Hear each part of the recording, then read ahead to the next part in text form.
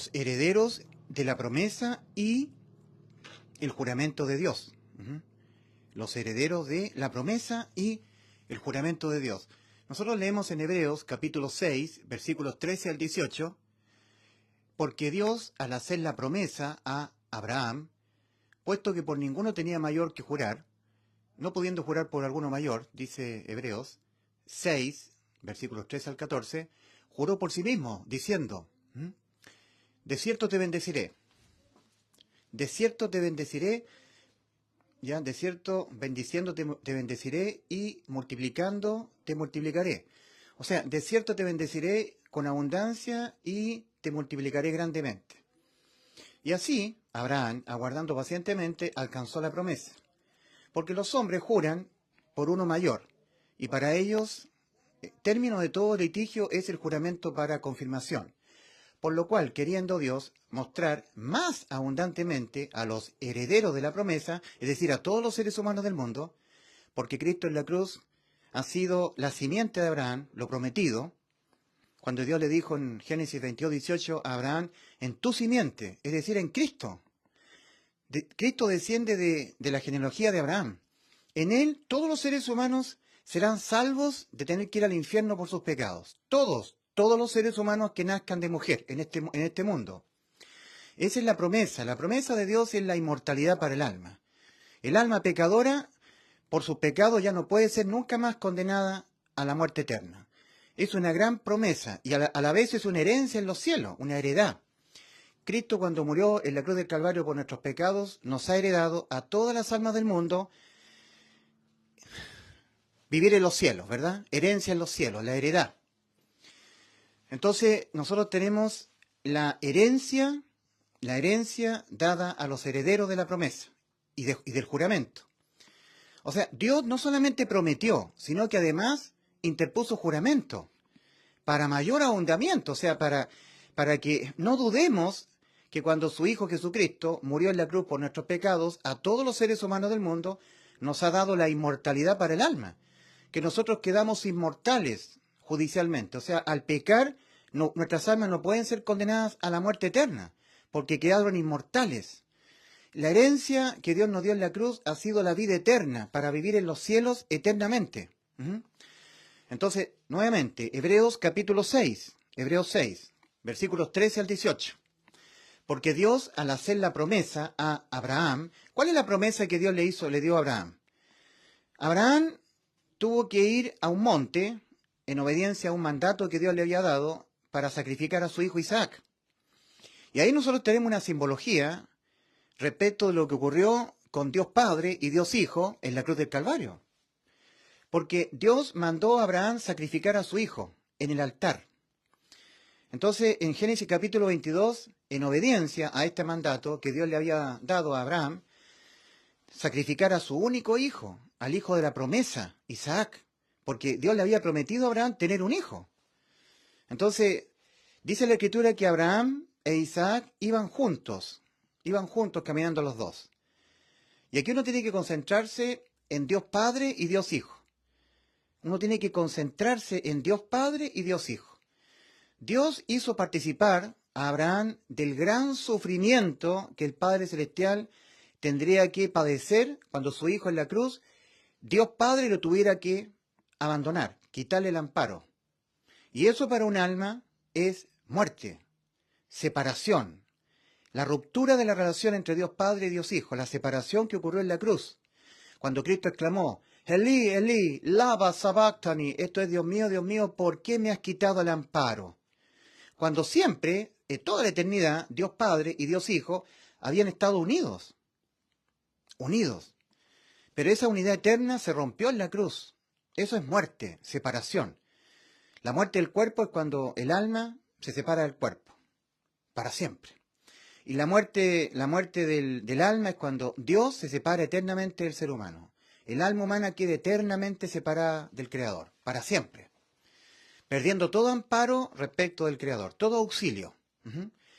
El alma entrará a la eternidad en un estado de desamparo eterno, aunque el alma clame y le clame a Dios, venga en mi auxilio, venga en mi amparo, Dios nunca irá en su auxilio, en su amparo. Es un estado de muerte eterna, sabiendo que Dios ha creado nuestro ser, nuestra alma, con existencia eterna. En este esquema, basado en Mateo 7, versículos 13 y 14, cuando el Señor dice, entrad por la puerta estrecha, porque ancha es la puerta y espacioso el camino que va rumbo a la perdición, esto es al infierno, y muchos son los que entran por ella, porque estrecha es la puerta y angosto el camino que va a la vida, y pocos son los que la hallan, no que pocos que entran por ella. Esto es lo terrible. Son pocos los que la hallan, y resulta que para poder ser salvos de entrar al infierno, no solamente hay que hallar la puerta estrecha que permite entrar al camino angosto, sino que hay que hallarla y entrar por ella. Entonces, muchos me han preguntado por qué la puerta es estrecha y el camino angosto, porque única y exclusivamente se entra por la fe en lo que ya Cristo consumó. De ninguna otra manera. Solamente depositando fe en la muerte de Cristo por nuestros pecados. Depositando fe exclusivamente en el Evangelio. Y nada más. Ahora, para poder creer en el Evangelio con toda el alma, uno tiene que tener conocimiento. ¿Cómo una persona va a depositar fe en algo que no entiende, que no conoce? Entonces, una cosa es enseñar cómo fue que Cristo nos salvó, nos dio la vida eterna. Esa es una cosa, ¿ya? Una cosa es enseñar para que la persona entienda cómo fue que Cristo nos dio la vida eterna, la inmortalidad para el alma. Esa es una cosa. Pero de que Cristo nos dio la inmortalidad, ya nos dio la vida eterna, eso ya está consumado ya. Solamente hay que explicarlo para que la gente lo pueda entender. ¿De qué manera, cómo logró Cristo darnos a nosotros, almas pecadoras, la inmortalidad? Mediante el Evangelio. Como dice la segunda carta del apóstol Pablo a Timoteo, capítulo 1, versículo 10, cuando se está hablando de la gracia de Dios. Es decir, recibir sin que yo haga algo, gratis. ¿Has entrado alguna vez a un lugar gratis? ¿Qué hiciste tú? ¿Pagaste algo? Es gratis. No tienes que hacer nada, ni hacer ni dejar de hacer. Eso es la gracia. Recibir de Dios sin que lo merezcamos, sin mérito. Porque por la gracia de Dios habéis sido salvados, hecho completamente consumado hace más de 2000 años atrás en la cruz del Calvario. Bueno, yo tengo que insistir en mostrar los textos originales, porque si no se van a levantar los detractores, los opositores. En Efesios capítulo 2, versículos 8 y 9, en los escritos originales, nos dice, porque por gracia sois salvos, como dando a entender erróneamente que se está hablando de ahora. No, en el original, tal como el Espíritu Santo nos ha inspirado la Biblia, dice, porque por gracia habéis sido salvados ya. ¿Cuándo? En la cruz, hace más de 2000 años. La salvación de nuestras almas ha sido completamente consumada por Cristo y se hace efectiva por la fe, solamente creyéndola con todo el corazón. Ahora, es una promesa que Dios hizo, la vida eterna. En 1 Juan 2:25, nosotros leemos, y esta es la promesa que Él nos hizo, la vida eterna. ¿Cuál es la promesa que nuestro Creador nos hizo? La vida eterna. ¿Cuál es la promesa que nuestro Creador nos ha hecho a nosotros, almas pecadoras? La vida eterna. Él nos promete la vida eterna. Primera carta de Juan, capítulo 2, versículo 25. Entonces vamos nosotros a Hebreos, capítulo 6, versículos 13 al 18, donde vemos que nosotros vemos que no solamente Dios prometió, sino que además, para dejarlo más creíble todavía, interpuso juramento.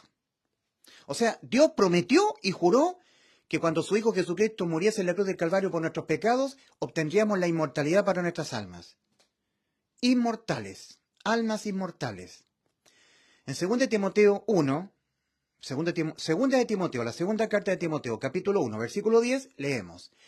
Pero manifestada ahora, estamos hablando de la gracia, gratuidad de salvación, gratis, es gratis, no tienes que hacer nada. Pero manifestada ahora mediante la aparición del Salvador de nosotros, Cristo Jesús, que abolió, por una parte, la muerte para nuestras almas. Nuestras almas quedaron inmortales, no pueden morir. Que abolió por una parte la muerte para nuestras almas y sacó a luz, por otra, la vida y la inmortalidad mediante el Evangelio, mediante la muerte sustitutiva de Cristo, la muerte que tuvo que padecer Cristo de su alma. Cristo murió la muerte de nuestras almas, la muerte que nuestras almas tenían que experimentar. Y si Cristo paga lo que nosotros debíamos pagar, entonces nosotros ya no lo tenemos que pagar. Si la condena por pecar es la muerte del alma, y en vez de nuestras almas, Cristo se pone en nuestro lugar, en un juicio de condenación por todos los pecados de nuestras almas, y el alma de Cristo paga el mismo precio que yo debía pagar, la muerte de mi alma, entonces ya no puedo ser muerta mi alma, mi alma no puede ser condenada judicialmente a la muerte por mis pecados.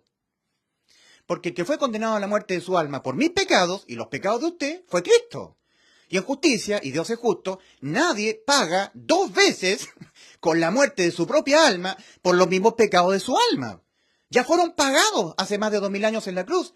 Por eso que en Efesios 2, versículos 8 y 9 dice, porque por la gracia de Dios habéis sido salvados hace más de 2000 años atrás en la cruz del Calvario. Ya la salvación fue consumada, solamente que se hace efectiva por la fe.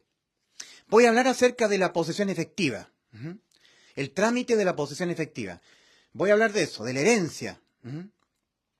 Ahora, en Hebreos capítulo 6, versículos 13 al 18, dice, porque Dios, al hacer la promesa a Abraham, puesto que por ninguno tenía mayor que jurar, o sea, no pudiendo jurar por otro, mayor, juró por sí mismo diciendo, de cierto, bendiciendo te bendeciré, y multiplicando te multiplicaré. Eso está escrito en el original. Es decir, de cierto te bendeciré con abundancia y te multiplicaré grandemente. Y así, Abraham, aguardando pacientemente, alcanzó la promesa. Porque los hombres juran por uno mayor, y para ellos, término de todo litigio, es el juramento para confirmación.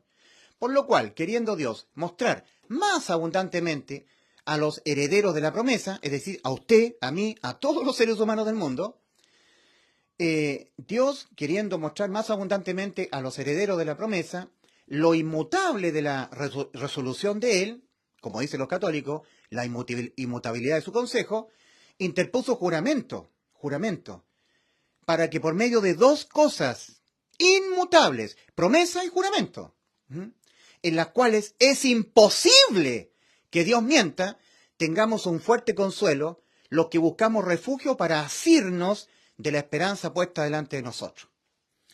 Aquí tenemos que estar hablando de la heredad, ¿ya? Los herederos de la herencia. La herencia, Cristo nos heredó a todos los seres humanos del mundo la vida eterna. Es mía la herencia, es mía, es tuya. La inmortalidad para tu alma, la inmortalidad para mi alma, la inmortalidad para nuestras almas. Pero hay que hacerla efectiva por la fe. Voy a hacer un ejemplo acerca de hacer efectivo legalmente algo.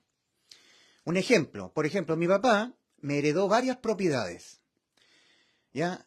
Varias propiedades, terrenos en el campo, terrenos en la playa, un terreno con una gran casa construida, con una piscina, con muchas habitaciones, 4 baños, tiene un gran living comedor, una gran casa muy fastuosa, de muchos millones de pesos. Me heredó también un terreno cerca de la playa, de varias hectáreas, también 2 vehículos grandes, vehículos 4x4, camionetas, de alta gama, que son vehículos caros.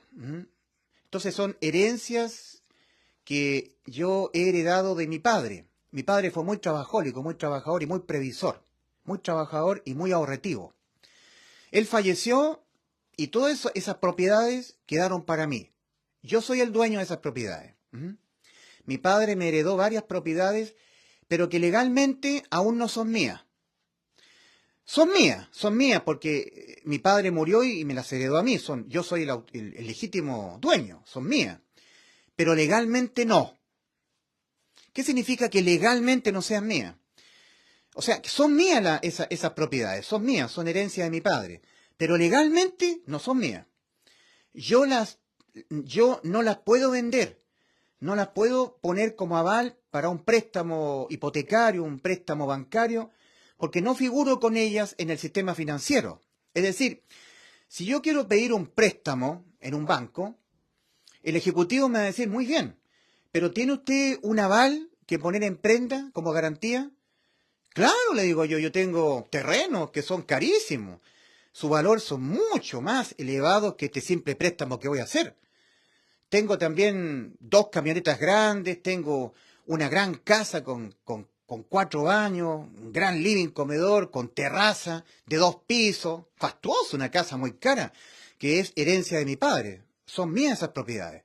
Entonces el ejecutivo del banco me dice, perfecto, muy bien, hagamos el préstamo. A ver, muéstrame, digamos, la escritura de las propiedades. Entonces, cada escritura tiene un rol único de la propiedad, que está vinculado al verdadero dueño. Pero resulta que la escritura de las propiedades tiene un rol, ¿cierto?, vinculado al número de RUT de mi padre, que ya falleció. Entonces, legalmente figura en el sistema financiero la propiedad a nombre de mi padre. Entonces, legalmente, o sea, la propiedad es mía, pero legalmente todavía no. O sea, yo no la puedo poner en prenda en el banco para garantía de un préstamo. No hay prenda de garantía. Ahora, yo he visto que hay personas que me han querido comprar la casa. La casa es gigantesca, tiene 4 años. Es, pero impresionante, es como una mansión. Y tiene asociado un terreno grande con plantío de muchos árboles. Una casa que vale millones de pesos. Es carísima. Pero cuando vinieron a comprarme la casa, yo dije, bueno, esa casa se acerca prácticamente al $1.000.000. Está en casi los 800 millones de pesos chilenos. Perfecto, me dijo una persona, yo tengo liquidez, se la compro. Perfecto, vamos al notario. Y el funcionario de notaría, cuando vamos a hacer la compra y venta, bueno, me pide que yo muestre la escritura de la propiedad. Entonces, el caballero que me quería comprar la casa tenía 800 millones de pesos cash al contado para comprarme la propiedad. Y con esa cantidad de plata yo puedo morir tranquilamente, no tengo para qué trabajar. Con esa sola cantidad, porque es una gran cantidad. Pero resulta que el notario me dice, ¿sabe qué? El rol de la propiedad es correcto, en la propiedad que usted dice, la casa grande esa que usted dice que es suya, pero el rol está vinculado a un número de RUT que figura el nombre de Ulises Renato Astudillo de la Guardia. Y resulta que usted es Ulises Astudillo Corona. O sea, sí, porque soy su hijo, sí, pero legalmente esta casa todavía figura a nombre de su padre. Es que mi padre murió. Le entiendo, pero usted no puede hacer efectiva esta propiedad para usted. Aún esta propiedad legalmente no es suya. No es suya. Así que no puede haberla, no se puede hacer la venta.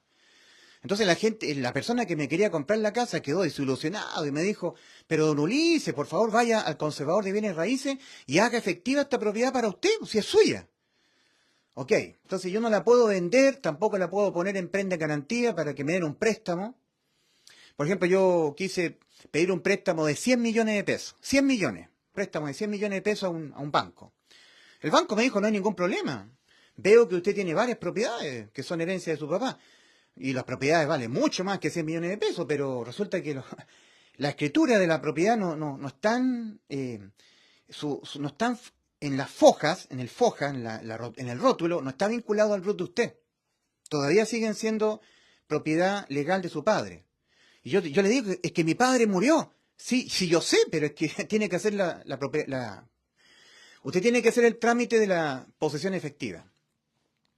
Entonces tengo que ir al conservador de bienes raíces y hacer el trámite de la posesión efectiva. O sea, la herencia es mía.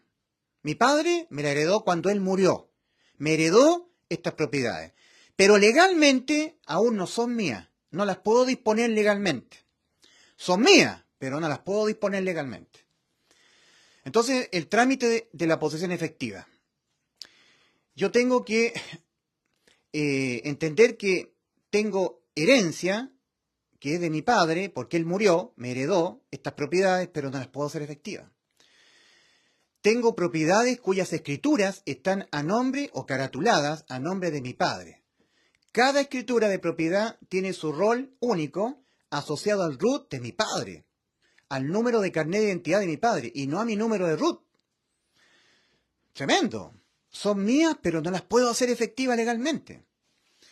Mi padre me la heredó cuando él murió. Mi padre murió y me heredó estas tremendas herencias, de tan alto valor, pero legalmente no las puedo hacer mías.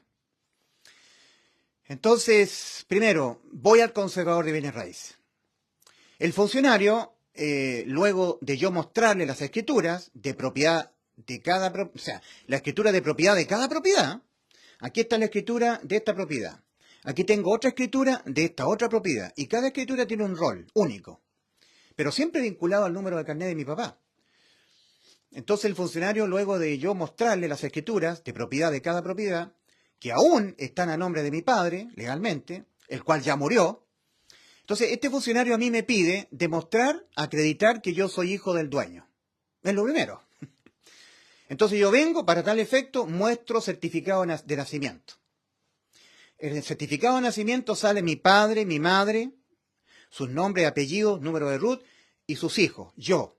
Entonces yo demuestro que soy hijo y además el funcionario me dice, sí, pero muéstreme su carnet personal, su número de RUT personal. Muéstrame su carnet de identidad suyo. Entonces yo le muestro el certificado de nacimiento, donde se acredita que yo estoy vinculado a mi padre y a mi madre en el acta de nacimiento, y además mi propio carnet de identidad, que da muestra que yo soy el que soy, ¿verdad?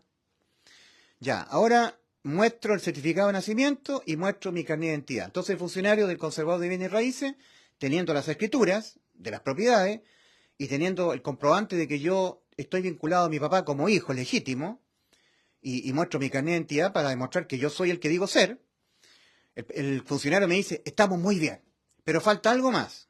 ¿Qué más? Le digo yo. Usted tiene que acreditarme que su padre murió. O sea, me está pidiendo el certificado de defunción. Entonces yo también lo exhibo. Se lo entrego el certificado de defunción. De defunción, de muerte, que acredita la muerte de mi padre. Entonces el funcionario de bienes raíces, del conservador de bienes raíces, dice, ok, usted es Ulises Astudillo, ahí está su número de RUT, y usted está mostrando su carnet de identidad, es usted, y también usted muestra que está, digamos, el hijo legítimo de don Ulises Renato Astudillo de la Guardia. Perfecto, el cual ya murió. Usted me está mostrando el certificado de nacimiento. Usted nació producto de la unión matrimonial de doña María y don Ulises. Perfecto, estamos correctos. Ahora usted me tiene que demostrar que su padre, que es el dueño de estas propiedades, que están caratuladas con estas fojas, con este rol, cada una de ellas, ya falleció. Entonces usted me ha extendido un certificado de defunción. Perfecto. Está todo en orden. Entonces ahora vamos a tomar cada escritura de cada propiedad, le conservamos el rol, porque ese rol es único, de la propiedad, propiamente tal, pero el root de su padre lo vamos a borrar y en vez del root de su papá, vamos a colocar el root suyo. Entonces ellos lo hacen, entonces ahí vinculan el rol de la propiedad legalmente a mi número de root. Y le ponen una estampilla, y le ponen un timbre, una firma, y hago efectiva legalmente la herencia de mi padre. ¿Se dan cuenta? Y con cada uno de las otras propiedades. Se hace el trámite de posesión efectiva. Hago efectiva la herencia. Ahora, en la cruz del Calvario, Cristo nos heredó a todos la vida eterna, cuando Él murió por nuestros pecados. La inmortalidad mediante el Evangelio. Segunda de Timoteo, capítulo 1, versículo 10. Pero manifestada ahora la gracia de Dios, mediante la aparición del Salvador de nosotros, Cristo Jesús, que abolió por una parte la muerte para nuestras almas y sacó a luz por otra la vida para nuestras almas y la inmortalidad mediante el Evangelio. ¡Qué precioso! Que esto es Evangelio, mi querido amigo. Esto son maravillosas, buenas noticias de salvación para las almas pecadoras. Salvación de ir al infierno, de entrar a la eternidad en estado de muerte, y en cambio de eso, entrar, nosotros que somos pecadores, a la eternidad en estado de vida, a heredar el cielo, la herencia en los cielos de nuestro Padre Celestial. Él nos ha heredado el cielo mediante un sacrificio sustitutivo de Cristo, en vez de nosotros, consumado hace más de 2000 años atrás en la cruz del Calvario. Ahora, hay una mala noticia, que es que nosotros somos pecadores, y que Dios ha dicho, el alma que pecare esa morirá. El alma que pecare esa morirá. Entonces, ¿en qué consiste el arrepentimiento que Dios comenzó a demandar para la salvación del alma? Consiste en un cambio aquí, en la mente. Un cambio radical. ¿Por qué tiene que ser radical? Porque inicialmente el ser humano no se ve con su alma condenada a morir, a la muerte eterna. Que cuando el alma salga del cuerpo, irá a este destino, el infierno, el juicio ante el gran trono blanco y el lago de fuego. Todo esto es desamparo eterno. Entonces los seres humanos no se quieren ver así, no se quieren ver condenados, pero ya pecaron. Yo también, yo ya pequé. Al ser humano le basta un solo pecado, no importa qué tipo de pecado sea, para que su alma quede irremediablemente condenada a la muerte eterna. Irremediablemente desde el punto de vista humano, desde el punto de vista de lo que nosotros podamos hacer o dejar de hacer, para evitar que esa condena a la muerte del alma por ya haber pecado quede sin efecto. Desde el punto de vista de Dios, no, pero desde el punto de vista de nosotros, sí, pues es irremediable, irremediablemente condenado. Cuando nosotros leemos este decreto condenatorio, el alma que pecare, esa morirá, de Ezequiel 18:4, para poderlo entender bien, lo tremendo que es para nosotros, para que podamos entender la magnitud de lo tremendo que es para nosotros, que está en contra de nosotros, yo he cambiado el verbo pecar, como ejemplo pedagógico nada más, por el verbo tomar. Es como que Dios dijera, el alma que tomare, esa morirá. Entonces uno se preguntaría, ¿el alma que tomare qué cosa? ¿Que tomare una Coca-Cola? ¿El alma que tomare una Coca-Cola, esa morirá? ¿O el alma que tomare un jugo de limón, esa morirá? ¿O el alma que tomare agua de la llave, del grifo, esa morirá? No.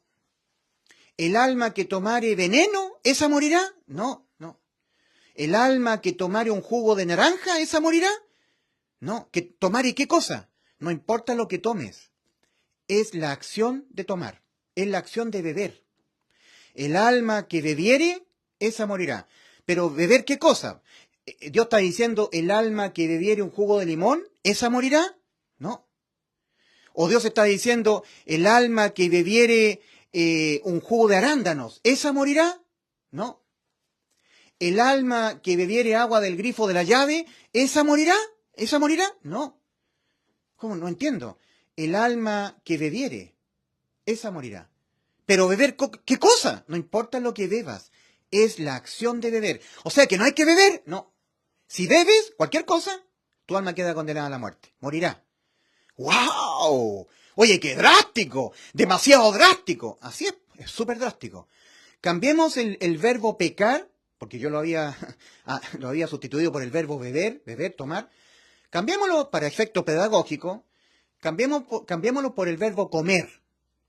Es como que Dios dijera, el alma que comiere, esa morirá.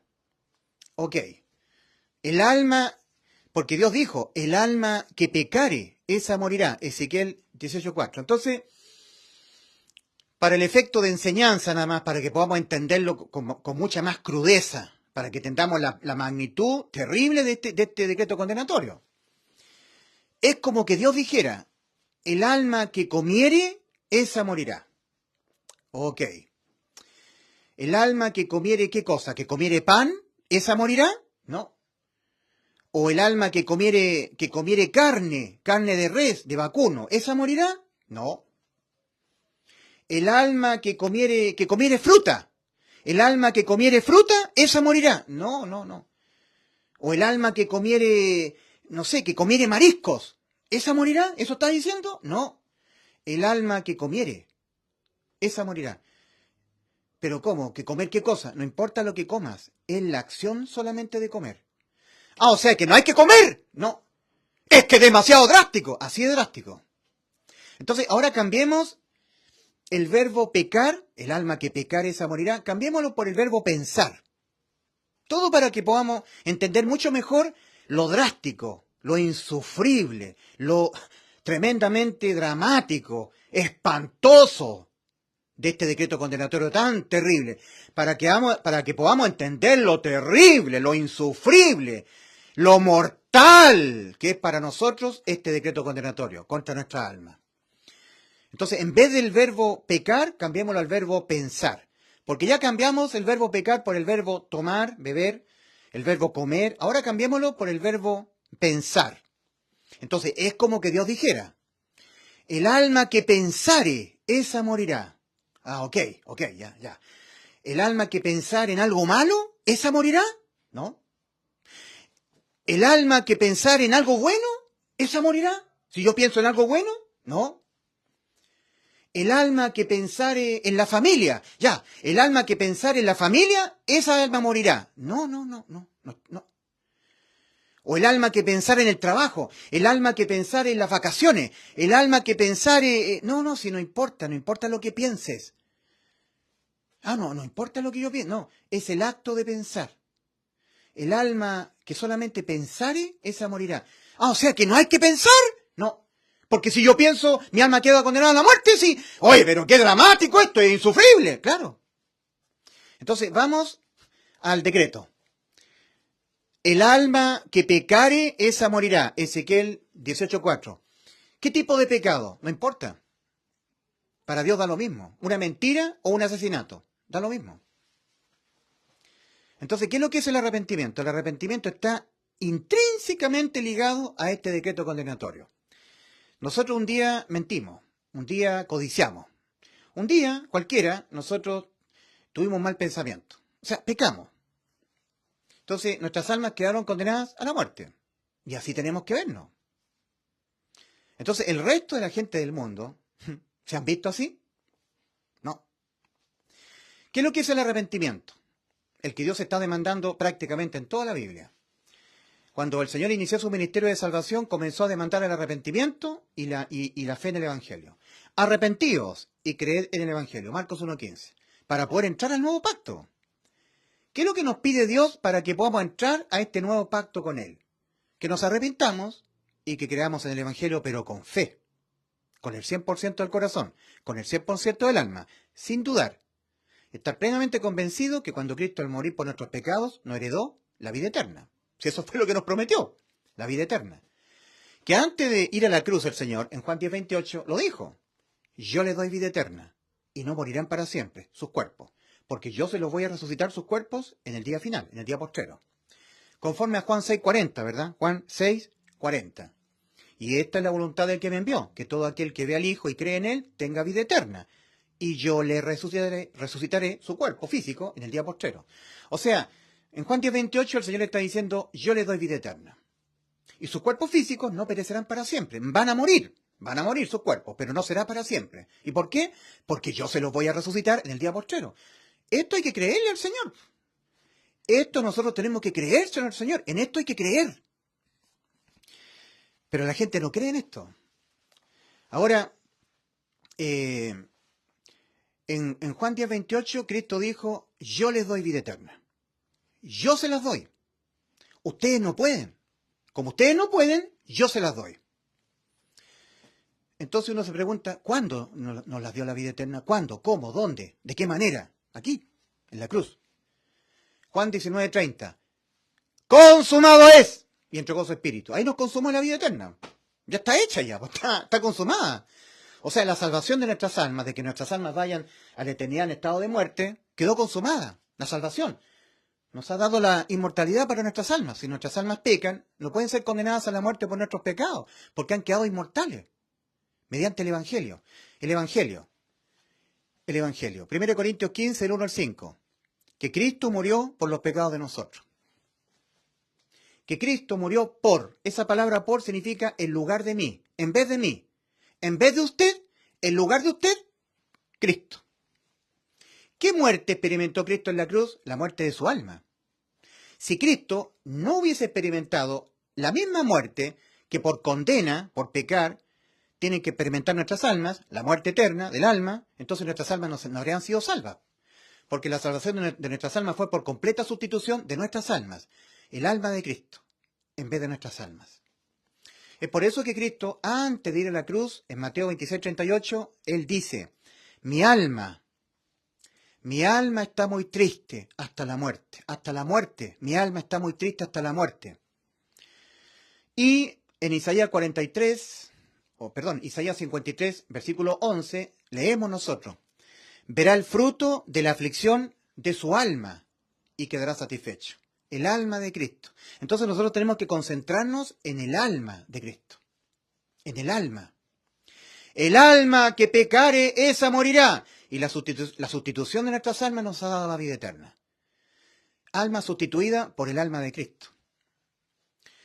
Entonces, de que Cristo nos salvó y nos dio la vida eterna, está consumado. Solamente que hay que explicarlo nada más, para que la gente pueda entenderlo y creerlo. ¿Cómo la persona puede creer en algo que no entiende? ¿Cómo los seres humanos van a poder creer con todo el corazón en algo que no entienden? ¿Usted cree en el Evangelio? Sí, sí lo creo. ¿Y usted sabe de qué se trata lo que hizo Cristo en la cruz para salvar nuestras almas? ¿Cómo lo hizo?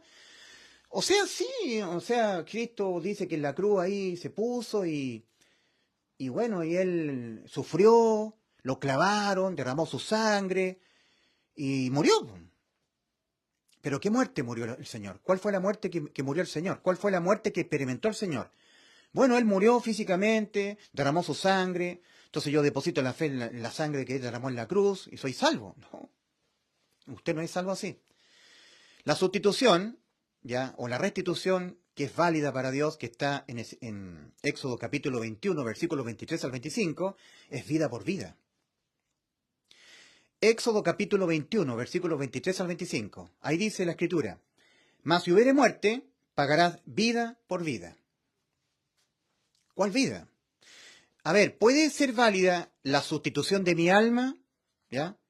La vida de mi alma por la vida física del cuerpo de Cristo? No. O sea, vida física a cambio de la vida de mi alma que tiene eternidad. No es de la misma sustancia, no es válido. No. Tiene que ser por la vida del alma de otra persona, en vez de la vida del alma de usted. Alma por alma. Ahí sí es justa, perfecto, ahí es equivalente. Lo está enseñando nuestro Dios en Éxodo capítulo 21, versículos 23 al 25. Y leemos nosotros: mas si hubiere muerte, pagarás vida por vida. Entonces aquí el Señor nos empieza a ilustrar con mucho más detalle. Dice: ojo por ojo. ¿Qué quiere decir eso? Si fuera un ojo el que pretenda ser sustituido por restitución, tendrá que ser solamente esa restitución válida para Dios si es a través de otro ojo. Si es un ojo el que pretende ser sustituido, no es válido si ese ojo pretende ser sustituido por un diente, por una mano, por un pie, por un golpe, por una herida. No. Tendrá que ser por otro ojo. Si no, no es válido. Si es un diente, ese diente no puede ser sustituido, no es válido para Dios que ese diente sea sustituido por un ojo, por una mano, por un golpe, por un pie, por una herida. No. Ese diente podrá ser válida la sustitución de ese diente ante los ojos de Dios si es sustituido por otro diente.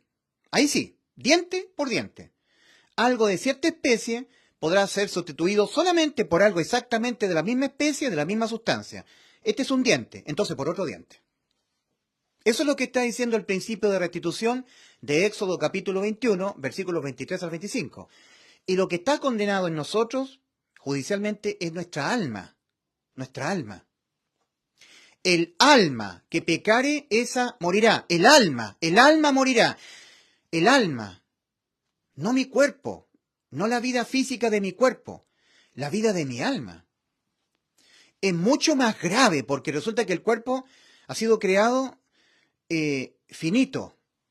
O sea que cuando el cuerpo muere, deja de existir. Es finito en la vida del cuerpo. El cuerpo nace en el vientre materno, vive su vida en la tierra y mueres enterrado otra vez, es vuelto a tirar al polvo. Del polvo fuiste tomado, al polvo volverás. Es finito, es para vivir, es una especie de cápsula para que nuestra alma entre en la cápsula, viva su vida terrenal y luego nosotros salimos de la cápsula y entramos a la eternidad. Miren, en este cuadro nosotros tenemos: yo entro a vivir en este espacio físico-temporal, pero un día yo salgo a la vida eterna o salgo a la muerte eterna. Eso se decide aquí. Entonces yo entro, desde la eternidad entro, Dios me prepara un cuerpo en el vientre materno y es soplado en ese cuerpo aliento de vida. Igual que en Génesis 2:7. Exactamente igual. En Génesis capítulo 2, versículo 7, respecto del cuerpo, leemos: y formó Dios al hombre del polvo de la tierra, el cuerpo, esto que tiene que volver al polvo, Y aquí viene lo importante. Y sopló en su nariz el ruaj y el neuma, el espíritu y el alma. Y fue el hombre un ser viviente.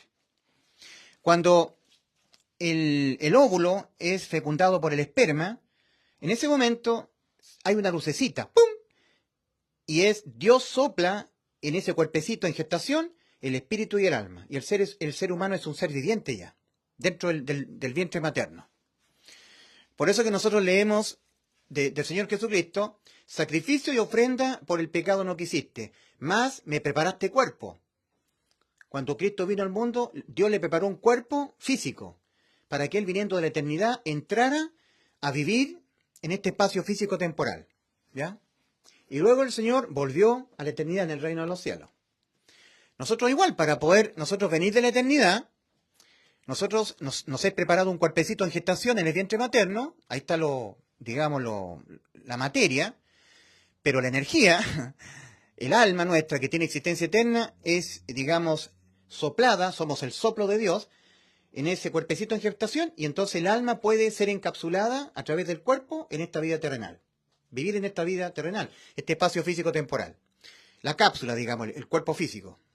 Nosotros hemos sido encapsulados en un cuerpo físico y a su vez encapsulados en este espacio físico temporal. ¿Ya? Por eso que el Señor dijo, el cielo y la tierra pasarán, pero mis palabras no pasarán. El cielo y la tierra pasarán. Yo había citado en un video anterior a un filósofo, científico y matemático francés llamado René Descartes. Por allá por el año 1600, él estableció un principio filosófico que dice, pienso, luego existo. ¿Ya? Viene de René Descartes ese principio filosófico, que tiene mucho sentido. O sea, si yo pienso, entonces yo existo. Si yo pienso, si yo estoy pensando, entonces yo existo. Eso respecto de mí mismo, pero supongamos que una chica estuviera muy enamorada de un varón, entonces basta que esa chica piense en ese varón y la chica diga, oh, me gusta Gabriel, por decir un nombre, me gusta Gabriel, estoy pensando en Gabriel, en su nariz, su boquita, su estatura, su forma de andar, su forma de reírse, estoy pensando en Gabriel. Entonces Gabriel existe, porque lo está pensando esta chica. Ahora, un varón, digamos, un varón enamorado de una mujer, ¿cierto? Obviamente. Entonces basta que el varón piense en esa mujer y diga, qué linda es Rebeca, qué linda su pelo, qué lindo es su cabello, su cabello, digamos, qué linda es su manera de hablar, su manera de caminar, me gusta sus ojos. Está pensando en Rebeca. Entonces Rebeca existe. Yo pienso en Rebeca, entonces Rebeca existe. Para hacerlo, para tercerizarlo, digamos. Ahora uno puede también tener mucha imaginación y pensar en un personaje imaginario. Pero nosotros no somos producto de la imaginación de Dios. Nosotros hemos sido pensados por Dios en la eternidad. Entonces, el solo hecho que Dios, que se mueve en la eternidad, que es eterno, el solo hecho que nosotros hayamos estado en la mente de un Dios que es eterno, es prueba suficiente de que nosotros siempre hemos existido. Siempre. Parece esto metafísica, ¿verdad? Más allá de lo físico. Claro, es metafísica. La Biblia es metafísica. El solo hecho que nosotros, usted y yo, hayamos sido pensados en la mente de un Dios que es eterno, eso significa, eso es una prueba suficiente de que nosotros tenemos eternidad, tenemos existencia eterna. Lo voy a repetir. El solo hecho de que usted y yo hayamos sido pensados por un Dios que se mueve en la eternidad, que tiene existencia eterna, ese solo hecho es prueba suficiente para que nosotros podamos entender que nosotros tenemos existencia eterna, que siempre hemos existido, por lo menos en la mente del Dios eterno, por lo menos en su mente. Así como René Descartes dijo, ¿verdad? Pienso, luego existo. El solo hecho de que nosotros hayamos sido objeto del pensamiento de Dios, antes de que nosotros fuésemos creados, nos pensó antes de crearnos, eso es prueba suficiente de que nosotros tenemos existencia eterna, siempre hemos existido, por lo menos en la mente de Dios. Entonces, nosotros venimos de la eternidad, porque primero Dios forma el cuerpo en el vientre materno, pero Él desde la eternidad nos sopla a nosotros. Nosotros somos el soplo de Dios, igual que el primer hombre, ¿verdad? Génesis 2:7, y formó Dios al hombre del polvo de la tierra y sopló en su nariz aliento de vida y fue el hombre un ser viviente. Somos de la misma sustancia, de la misma sustancia. Hay un ejemplo cuando Dios hizo a Adán y luego de Adán, de la costilla le hizo a Eva. Adán dijo, tú eres de mi misma sustancia, vienes de mí, de mi costilla. Eres de mi misma sustancia. Has sido tomado de mi costilla, Eva. Varona, mujer, Eva, venido de Adán.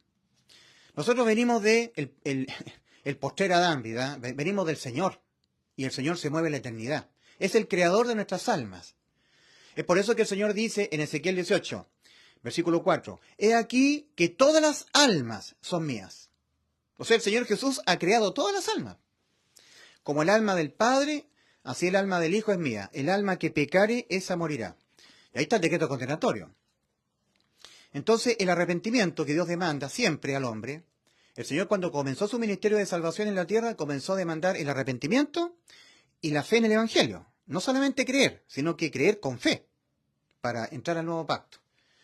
Antes había un antiguo pacto, pero ahora hay un nuevo pacto que quedó abolido, que abolió el antiguo pacto, ¿verdad?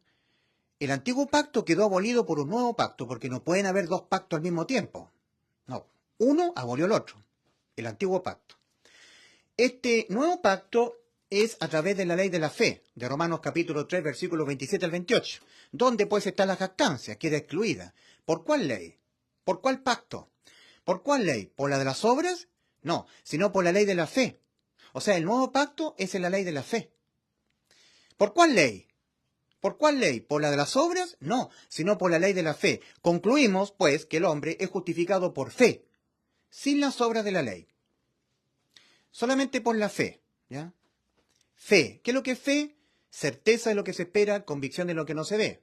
Hebreos 11.1. En el original dice, base segura de lo que se espera, prueba convincente de realidades que no se ven. O sea, eso es la fe. No es de todo la fe, porque la fe es muy difícil de poderla adquirir. Viene de Cristo, ¿ya? Cristo es el autor y consumador de la fe. Eso dice Hebreos 12.2. Pero esa fe de Cristo, Cristo es el autor y consumador de la fe, nosotros tenemos que adquirirla. Tenemos que adquirir la fe de Cristo, oyendo a Cristo. Romanos 10.17. La fe, la de Cristo, porque Cristo es el autor y consumador de la fe, viene del oír, y el oír por la palabra de Cristo. Romanos 10.17. Entonces, voy a ir al original, ¿eh? Romanos capítulo 10, versículo 17. Así que la fe viene del oír y el oír mediante la palabra de Cristo. Siempre estoy citando los textos originales. La palabra de Cristo. Los católicos han modificado un poco porque han dicho la fe viene por el oír por la palabra de Dios. Pero estrictamente hablando, por la palabra de Cristo. Porque Cristo es el autor y consumador de la fe. Hebreos 12.2. Esa fe de Cristo es deber de todo ser humano adquirirla oyendo la Biblia, prestando oído a la Biblia. Ahí está la responsabilidad, la parte que le corresponde a todo ser humano. El ser humano es responsable ante Dios de prestar oídos a su palabra. En tanto el ser humano no quiera prestar oídos a la palabra de Dios, no va a adquirir la fe, la de Cristo. La fe se adquiere oyendo a Cristo, oyendo su palabra. Y dice el Señor, y no queréis venir a mí para que tengáis vida. Cuando dice el Señor, escudriñad las Escrituras, porque a vosotros os parece que en ellas tenéis la vida eterna, y ellas son las que dan testimonio de mí. Las Escrituras dan testimonio de mí, y no queréis venir a mí para que tengáis vida. Ya, entonces nosotros tenemos que el Señor ha interpuesto no solamente promesas, sino que además juramento, ¿ya? Entonces, nosotros tenemos en Génesis 22 un simbolismo, una figura de lo que ocurrió en la cruz del Calvario. En Génesis 22, Dios le manda a Abraham sacrificar a su hijo, a su único, al heredero, ¿ya? El hijo de la promesa. Entonces, Abraham, obedeciendo a Dios, va con su hijo Isaac al sacrificio. Entonces dice la Escritura en Génesis 22 que Abraham llevaba el fuego e Isaac llevaba la leña. Isaac le hace una pregunta a su padre, a su padre Abraham y le dice, Padre mío. Y Abraham le dice, dime mi hijo, dime. Entonces Isaac le dice, he aquí el fuego y la leña, pero ¿dónde está el cordero para el holocausto? Entonces Abraham le dice, Dios se proveerá de cordero, hijo mío. E iban juntos, Abraham e Isaac, al sacrificio. Cuando Cristo fue a la cruz, iban juntos el Padre y el Hijo, fusionados, juntos, estaban unidos. unidos. El Padre y el Hijo unidos. En Juan capítulo 14, versículo 11, Juan capítulo 14, versículo 11, Felipe le dice al Señor, muéstranos al Padre y nos basta. Entonces el Señor le responde a Felipe y le dice, Felipe, tantas veces he estado con vosotros y no habéis visto al Padre. El que me ha visto a mí, ha visto al Padre que me envió. ¿Ya? ¿No creéis que yo soy en el Padre y el Padre en mí? Juan capítulo 14, versículos 8 y 9. Juan capítulo 14, versículos 8 y 9. Felipe le dijo, Señor, muéstranos al Padre y nos basta. Versículo 9 de Juan 14. Jesús le dijo, ¿tanto tiempo hace que estoy con vosotros y no me has visto, no me has conocido, Felipe? El que me ha visto a mí, ha visto al Padre que me envió. El que me ha visto a mí, ha visto al Padre. ¿Cómo pues dices tú, muéstranos al Padre? Versículo 10 de Juan capítulo 14. ¿No crees que yo soy en el Padre y el Padre en mí? Las palabras que yo os hablo, no las hablo por mi propia cuenta, sino que el Padre que mora en mí, Él hace las obras. O sea, el Padre morando en el Hijo y el Hijo en el Padre. Eran uno solo, una fusión. Estaban unidos, Dios Padre y Dios Hijo. Juan capítulo 14, versículos 8, 9 y 10. ¿Ya? Entonces Felipe le dice al Señor, muéstranos al Padre y nos basta. Entonces el Señor le demuestra que el Padre, Dios Padre y Dios Hijo, eran uno solo, estaban unidos. Estaban unidos. Era una fusión entre Dios Padre y Dios Hijo. Pero esa fusión, esa unidad, se rompió cerca de la hora novena en la cruz del Calvario. Ahora, hay que entender muy bien lo que es el concepto muerte para el alma. Cuando muere el cuerpo, lo que sucede es que el alma que tiene la vida, le quita el amparo al cuerpo y el cuerpo pierde la vida. Bíblicamente hablando, ese es el concepto. En Proverbios 4:23, hablando del alma, que en la Biblia Dios le llama corazón, dice, sobre toda cosa guardada, guarda tu corazón porque de él mana la vida. O sea, del alma mana la vida, del alma nuestra. El alma es la que tiene la vida. Entonces cuando nuestro cuerpecito, nuestro cuerpo, la cápsula, ¿cierto?, que le permite al alma transitar en este espacio físico-temporal, y luego uno sale de la cápsula, esta es la cápsula, el cuerpecito es gestado en el vientre materno. Entonces Dios mete el alma y el espíritu en el cuerpo, y el hombre es trino, cuerpo, espíritu y alma. Pero dice respecto del alma, a quien Dios le llama en la Biblia el corazón, ¿verdad? Corazón, alma. Sobre toda cosa guardada, guarda tu corazón porque de él mana la vida, del alma. Entonces, cuando el alma es soplada, es bautismo, puede ser inmersión del espíritu y el alma en el cuerpo, entonces el cuerpo tiene la vida. Pero cuando el alma desampara el cuerpo, porque el alma tiene la vida, el cuerpo pierde la vida. Queda sin vida el cuerpo. Porque el que tiene la vida es el alma. Y esa es la muerte del cuerpo. ¿Ya? Entonces el cuerpo cobra vida cuando el alma entra al cuerpo, en la gestación del vientre materno. Entonces el cuerpo tiene vida el cuerpo, vida física, y cuando el alma sale, nosotros salimos del cuerpo, el cuerpo pierde la vida, queda inerte, queda cadáver. ¿Ya?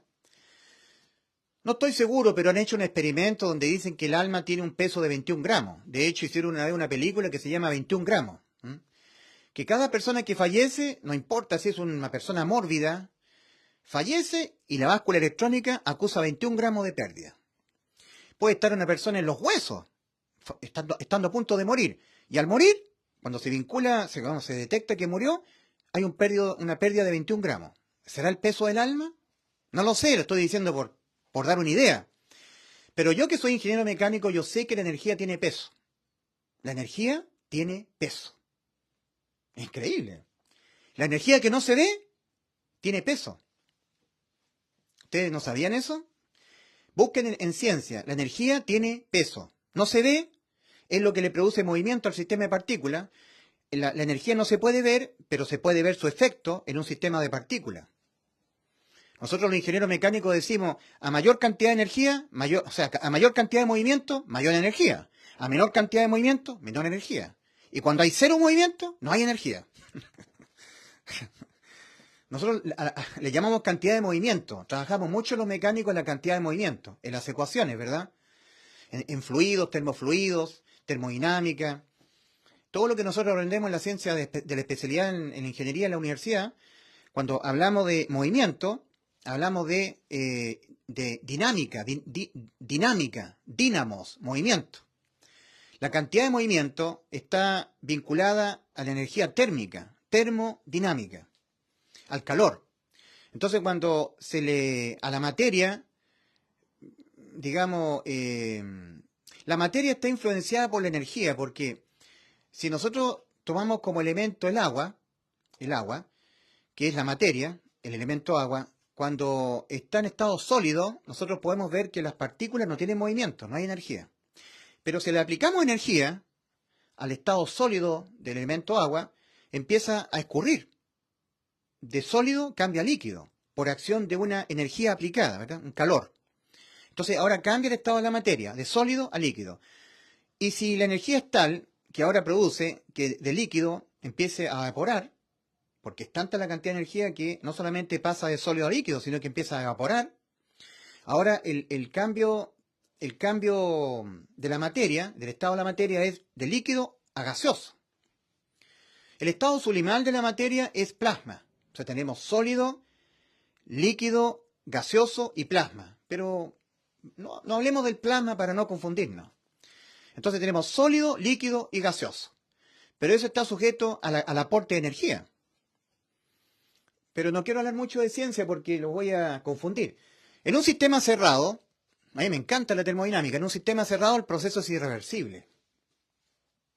En un sistema abierto puede ser reversible, pero en un sistema cerrado es irreversible. Es decir, si yo inyecto una cantidad de energía calórica a un elemento agua en estado sólido, por ejemplo hielo, pero el sistema es irreversible, está cerrado, aislado, o sea que ya no hay más aporte de calor, ni pérdida de calor, ni pérdida, ni salida, ni entrada, está cerrado. Supongamos que es un globo, y lo que está ocurriendo dentro del globo no puede ser intervenido más por el exterior, por decirlo algo. Un sistema cerrado llamamos nosotros los ingenieros, ¿ya? Entonces se le inyectó una cantidad de calor al hielo, y el hielo empieza a escurrir. Y si la cantidad de calor ha sido tal que no solamente escurre, sino que empieza a evaporar, cambia del estado sólido a líquido, y de líquido a gaseoso. Pero si no hay más aporte de calor, se le abandona a la energía inicial. En un sistema cerrado, el proceso es irreversible para la materia. Y ahí entramos nosotros a la segunda ley de la termodinámica, que es la entropía, que a medida que transcurre el tiempo, hay deterioro, hay muerte, hay enfriamiento, hay oxidación, hay muerte, envejecimiento.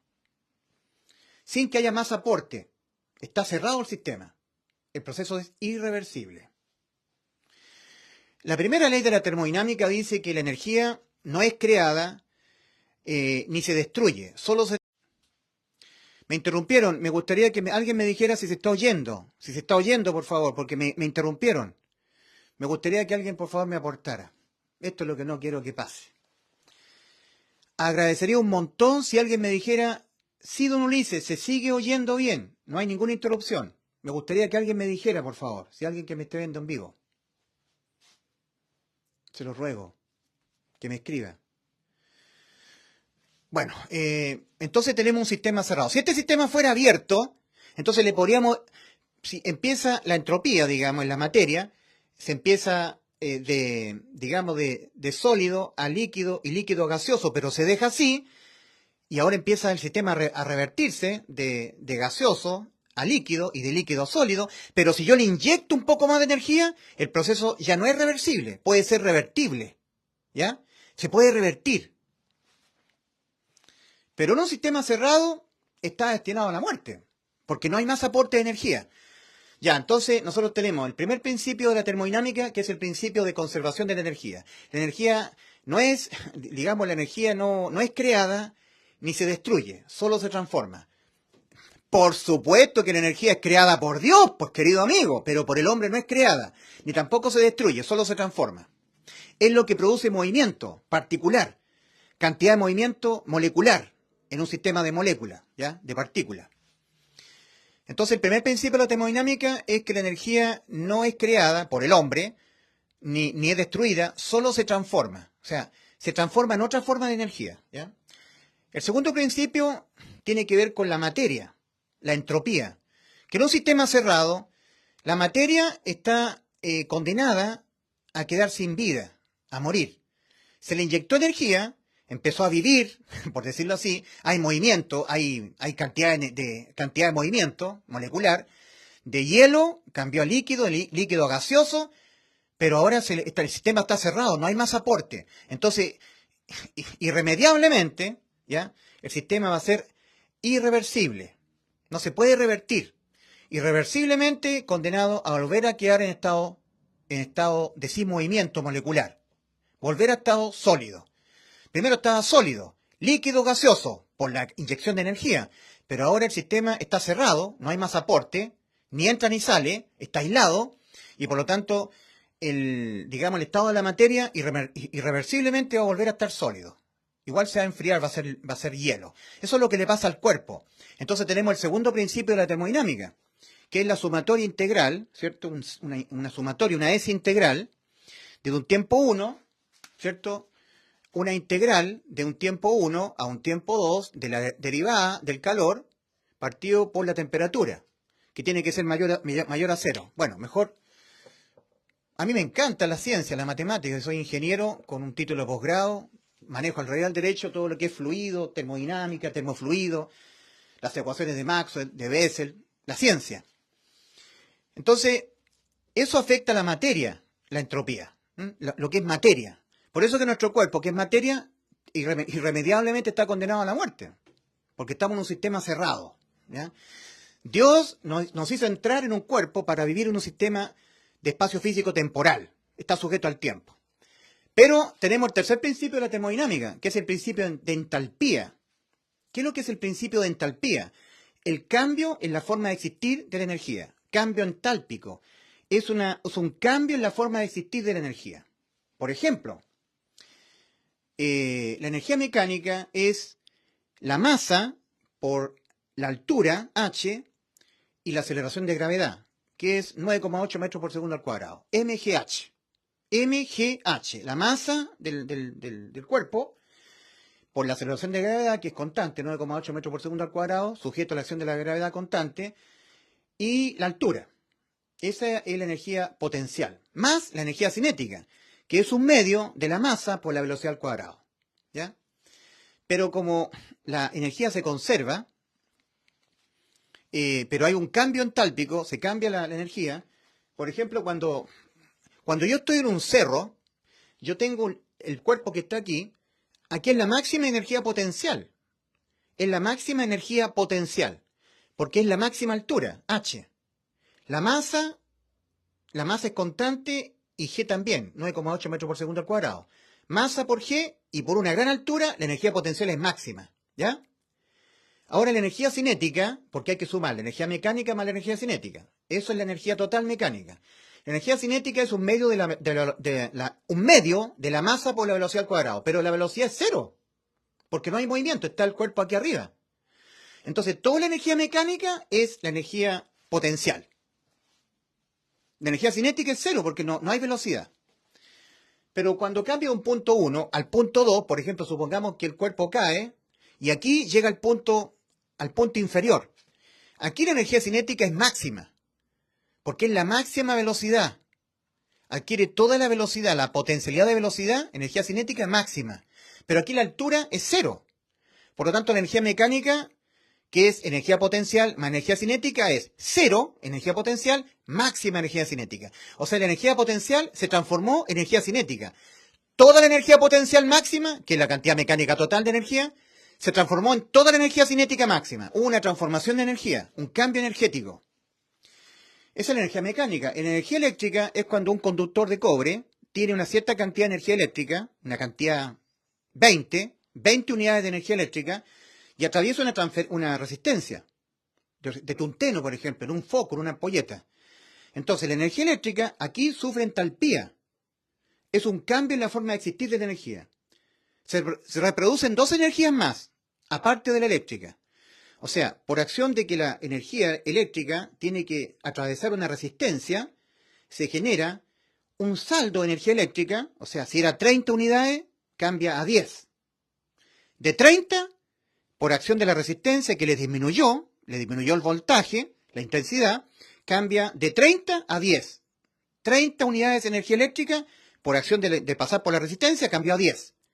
Pero ahora también se produce energía luminosa y energía calórica. Entonces, la energía eléctrica se transformó, ahí está la entalpía, el cambio en la forma de existir de la energía, en energía luminosa, un saldo de energía eléctrica y energía calórica. 10 energía luminosa, 10 energía eléctrica y 10 energía calórica, térmica. Pero si se suman las tres, da 30. La misma cantidad de energía inicial. Ahí está la entalpía, el cambio entálpico. Nosotros hemos sido encapsuladas nuestras almas, nuestras personas, porque nuestras almas son nuestras personas, en un cuerpo. Entonces nosotros vamos a experimentar la entropía en la materia nuestra, el cuerpo. Pero aquí vamos a experimentar un cambio en la forma de existir de nuestra alma. Nuestra alma estaba existiendo en un espacio físico-temporal, ¿verdad? Sujeto al tiempo. Pero aquí se produce la entalpía, el cambio en la forma de existir de nuestra energía, de nuestra alma. Tanto como la energía es eterna, digamos, no se crea ni se destruye, solo se transforma, nuestra alma también, igual que la energía, no deja de existir, sigue existiendo, pero en otro estado de existencia eterna, en la eternidad, ya no está sujeta al tiempo. ¿Se entiende, no? Bueno, lo importante es que Dios ha creado todo ser humano con un existir eterno. Entonces, volvemos a pensar en Descartes, ¿verdad? Pienso, luego existo. El solo hecho que nosotros hayamos estado en la mente de un Dios eterno, que está en la eternidad, es prueba suficiente que nosotros tenemos eternidad. Siempre hemos existido, por lo menos en la mente de un Dios eterno. Siempre hemos existido. Lo que pasa es que venimos de la eternidad, entramos, se nos da un cuerpecito en el vientre materno esa es la materia, lo orgánico. Entonces, aquí el cuerpo muere y el alma sale. Yo salgo de acá. Mi cuerpo queda en la tierra enterrado en el cementerio, pero yo salgo a seguir existiendo. Aquí se produce el cambio en la forma de existir del alma mía. Mi alma existía en este espacio físico temporal encerrado en un cuerpo. Pero el cuerpo, cuando el alma le quita el amparo, porque el que tiene la vida es el alma, el cuerpo queda sin vida. Ahora, ¿cómo es la muerte para el alma, que tiene existencia eterna? Cuando Dios le quita el amparo para siempre al alma, y el alma queda eternamente desamparada. Desamparo eterno. En la cruz, ¿qué ocurrió en la cruz? Cristo estaba pagando íntegramente el precio de condenación que tenían que experimentar toda alma humana, toda, usted y yo. ¿Cuál es la condena penal por pecar? Muerte del alma. Cristo dijo en el huerto de Getsemaní, mi alma está muy triste hasta la muerte. Mateo capítulo 26, versículo 38. Verá el fruto, Cristo, de la aflicción de su alma y quedará satisfecho. Isaías 53, 11. El alma, lo eterno, el cuerpo es finito, tiene sus días contados porque es materia. Nuestro cuerpo, lo importante es nuestro yo, lo que tiene la vida, el alma, la energía, la capacidad de producir movimiento, mi alma, va a existir siempre. ¿Ya? Entonces, Dios nos hizo eternos, pero nos introdujo en un espacio físico-temporal. Para decirlo de manera frívola, va a sonar muy frívolo esto, muy frívolo, pero es la verdad. Nosotros entramos a este espacio físico-temporal a concursar para nuestra existencia eterna, o en estado de vida o en estado de muerte. Nuestra vida terrenal no es más allá que un concurso para la vida eterna. El que gana el concurso va a la existencia en estado de vida, y el que pierde el concurso irá a la existencia en estado de abandono, desamparo eterno del Creador, muerte eterna.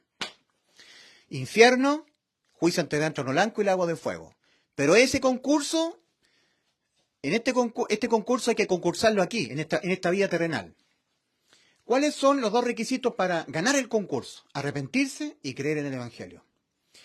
¿Cuáles son las dos demandas para entrar al pacto con el Señor? Al pacto, estar en el pacto con el Señor. Arrepentirse y creer en el Evangelio. ¿Cuál es el arrepentimiento que Dios demanda para salvación? No es el arrepentimiento de los pecados. No, miren. El fruto de un árbol. Un árbol tiene una naturaleza, ¿verdad? Un árbol es un naranjo. Y tarde o temprano, producto de que el árbol es de naturaleza naranjo, dará como fruto una naranja. Es decir, el árbol no se viene a convertir en un naranjo cuando da la naranja. Es al revés. Da la naranja porque ya su naturaleza es la de un naranjo.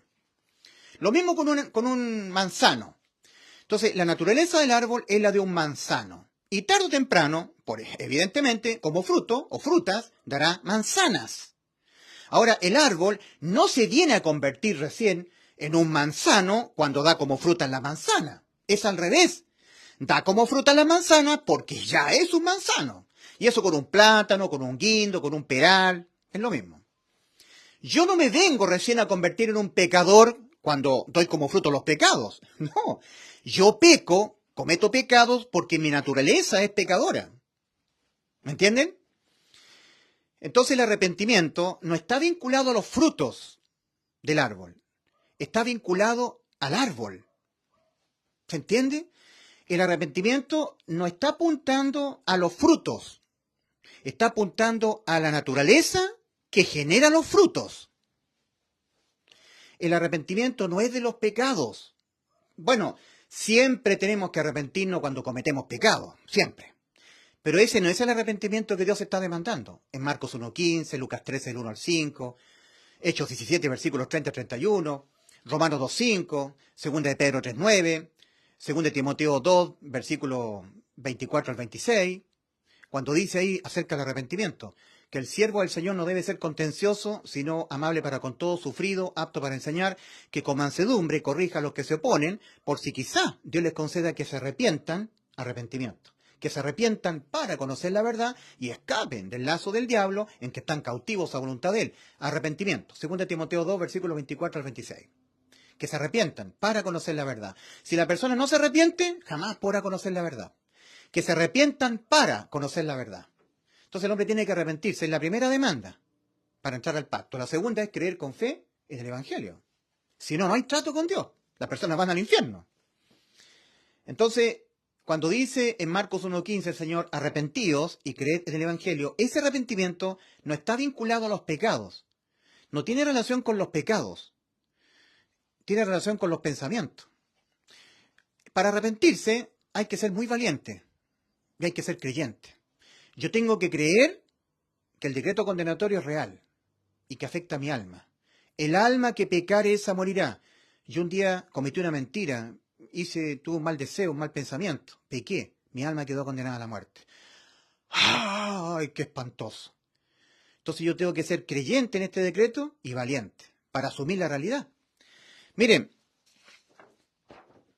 aquí yo hice este cuadro. Dice, para que ocurra el arrepentimiento para salvación hay que ser valiente y creyente. Para el arrepentimiento para salvación, el que Dios está demandando para salvación, que no es el arrepentimiento de los pecados, hay que ser valiente y creyente. Aquí tenemos el ejemplo de unos trapecistas, ¿verdad? De un punto 1, el trapecista tiene que pasar al punto 2 a través de su colega trapecista. Entonces, primero, este trapecista es medio incrédulo en su compañero y medio cobarde. No le cree a su compañero que es capaz de sostenerlo en el aire. No cree que tenga la suficiente destreza como para sostenerlo en el aire. No cree que sus brazos sean suficientemente musculosos. ¿Ya? Los brazos de aquí de su compañero, el compañero 2. Esta persona es medio incrédulo y medio cobarde, porque esta persona dice, bueno, si yo me lanzo al vacío, estoy arriesgando mi pellejo, y si este compañero mío no es suficientemente diestro, no tiene sus brazos bien fortalecidos para poderme sostener, entonces yo no le creo a él.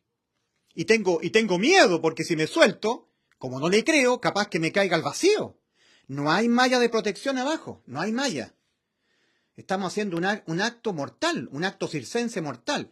Entonces, yo me tengo que tirar colgado de mi trapecio y yo tengo que creerle a él que él me puede salvar de caer al vacío.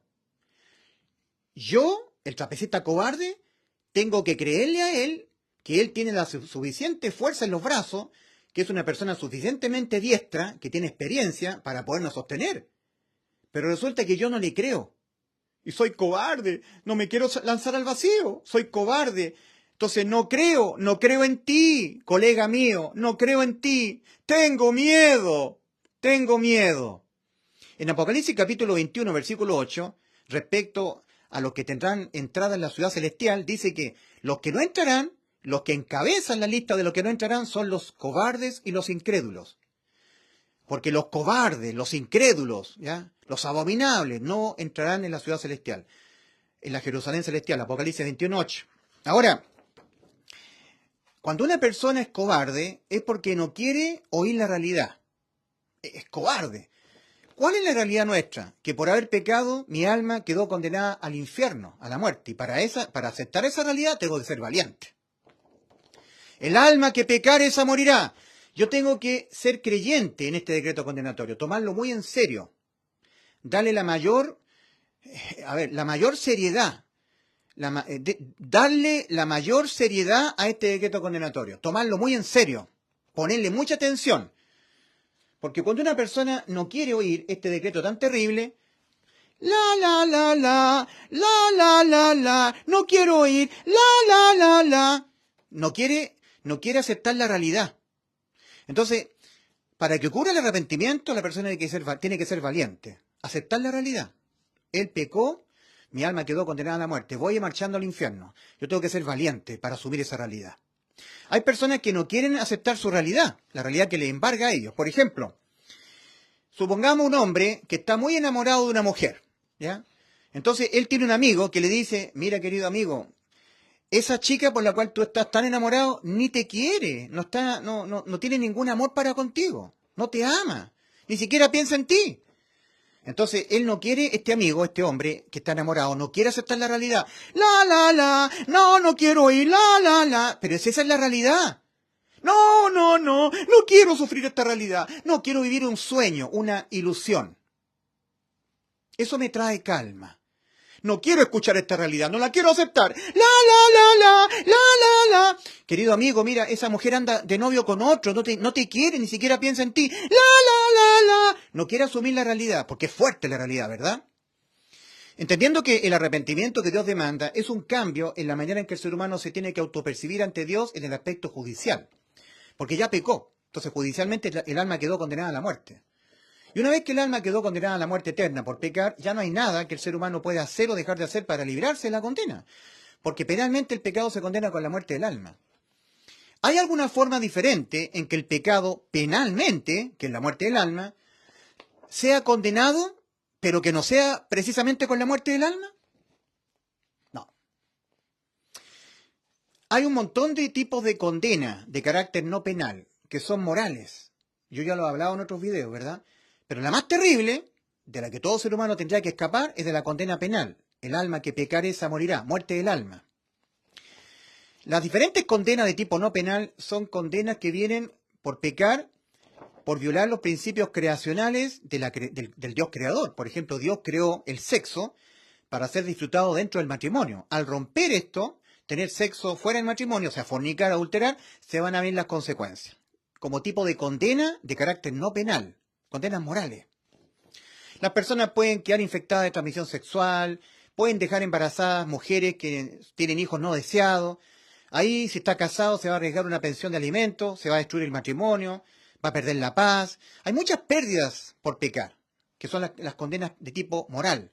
Se pierde la paz, se pierde el matrimonio, se pierde la salud física, incluso se puede perder la vida física.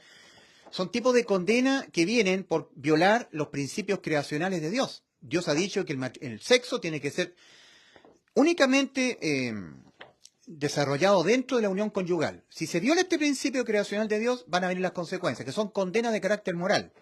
Si uno miente, vienen un montón de condenas por mentir, morales.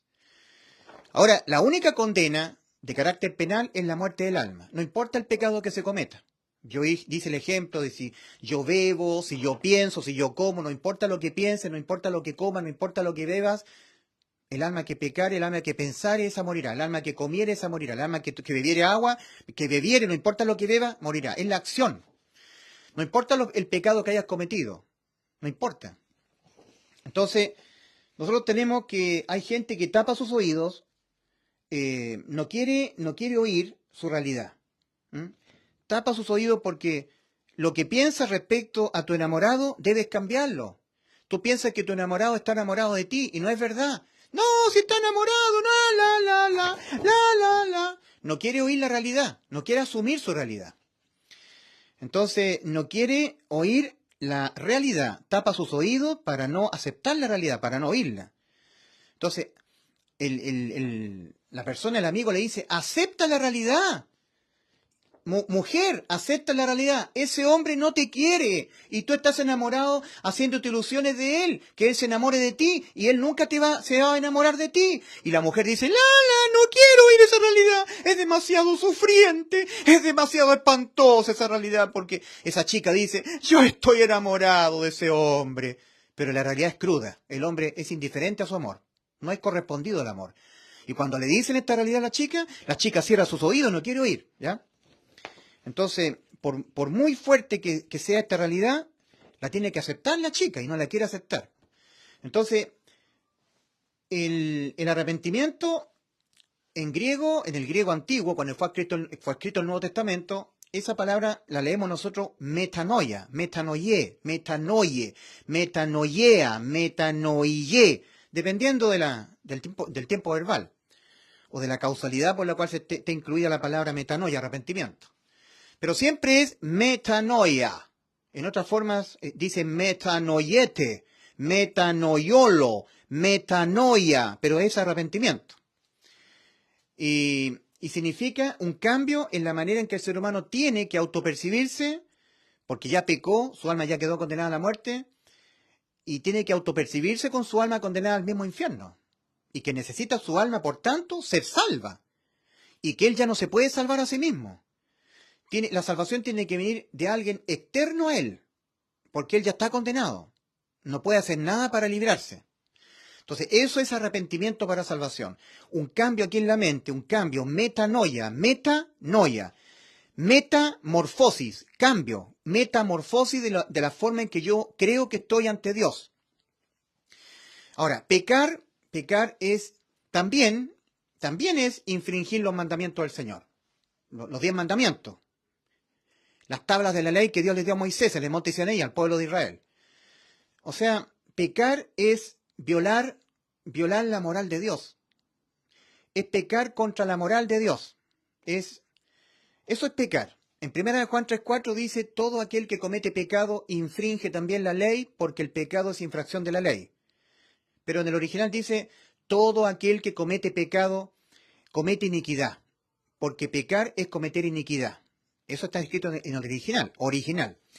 Pero en la Biblia católica dice, todo aquel que comete pecado infringe también la ley, porque el pecado es infracción de la ley. ¿Cuál ley? ¿La ley humana? No, la ley de los mandamientos del Señor. Amarás al Señor tu Dios, amarás a tu prójimo, no mentirás, no codiciarás. Los mandamientos, la ley de los mandamientos. Pero no solamente el ser humano peca cuando viola los mandamientos, por eso dice, todo aquel que comete pecado también infringe la ley. Porque pecar no solamente se concibe cuando se infringe la ley, sino cuando uno sabe hacer lo bueno y no lo hace. Santiago 4:17. El que sabe hacer lo bueno y no lo hace, le es pecado. Pecado por omisión de hacer lo bueno, sabiendo hacerlo.